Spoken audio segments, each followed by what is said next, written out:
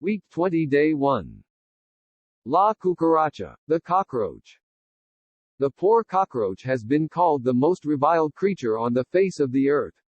Nobody loves him, except, perhaps, another cockroach. Fiction, non-fiction, and poetry are replete with derogatory references to these ubiquitous bugs.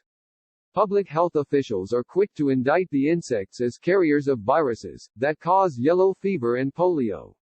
Although past evidence has been somewhat nebulous, recent studies also show that an allergy to roaches may contribute significantly to asthma. Little wonder, therefore, that the pesky cockroach is under attack. Sample sentences. 1. Because the contract offer was a nebulous one, the union leaders balked at it.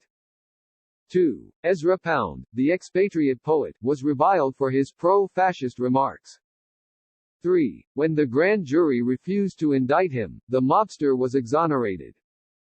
4. Every time his accountant called with pesky pecuniary problems, Ben was very blunt with him. 5. The columnist was ordered to recant her derogatory statements. Week 20 Day 2. Waiter, please take this bowl of soup back to the kitchen. In addition to menacing our health, cockroaches are smelly, filthy, and ugly.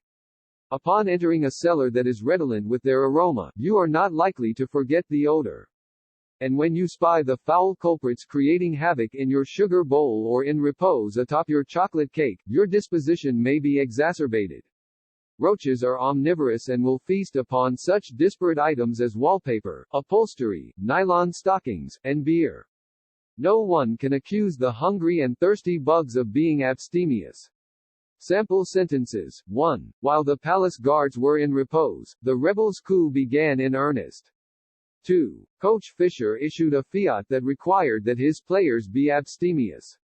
3. The redolent scent that came from the bakery created in Eloise a sense of nostalgia for her grandmother's bread.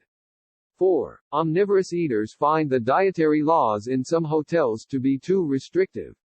5. Regardless of how disparate their crimes were, all the prisoners were freed by the general amnesty. Week 20 Day 3. The roach lives on. Cockroaches are the oldest extant winged insects, having been traced back over 350 million years. They have endured the vicissitudes of weather, natural disasters, war, and planned liquidation. They reside comfortably in caves in South America, in transcontinental airplanes, on mountain tops, in Park Avenue edifices, and in television sets. The climate may be sultry or frigid, but roaches persevere. In the words of one writer, the miraculous survival of the roach is explained by its inherent adaptability. In fact, a trenchant analysis made the point that any forthcoming nuclear war will be won by roaches, not Russians, Chinese, or Americans. Sample sentences.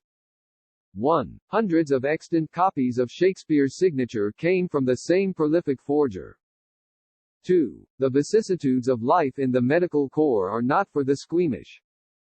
3. We originally planned on a skyscraper but had to settle for a truncated edifice. 4. When he learned that the movie was to be replete with sultry scenes, the cautious banker refused to underwrite its cost. 5. General Fox submitted a trenchant report on the enemy's latent strength. Week 20 Day 4. Tongue-in-cheek. The U.S. Public Health Service admits to frustration in its attempts to destroy the cockroach. As soon as the scientists devise a puissant chemical, some bugs succumb. But the hardy ones survive and breed a resistant strain. Since the average female produces close to 300 descendants, little hope is held out for a final solution to the roach problem. Nevertheless, extermination campaigns continue unabated. Surprisingly, some sentimental souls become maudlin as they consider the persecution of the insects. A writer noted for his levity made a lugubrious plea for a crash program of aid for the cockroach, calling him a victim of his slum environment. Sample sentences. 1. She advocated lugubrious music as appropriate background for the funeral scene. 2. Although the debater's rebuttal was puissant, it was totally irrelevant. 3. The plague continued unabated, and the hapless Friar John was unable to deliver the note to Romeo. 4. A good barometer of the reunion's success was the number of maudlin songs that the alumni sang. 5. Dean Flanagan admonished us for our levity at the graduation exercises.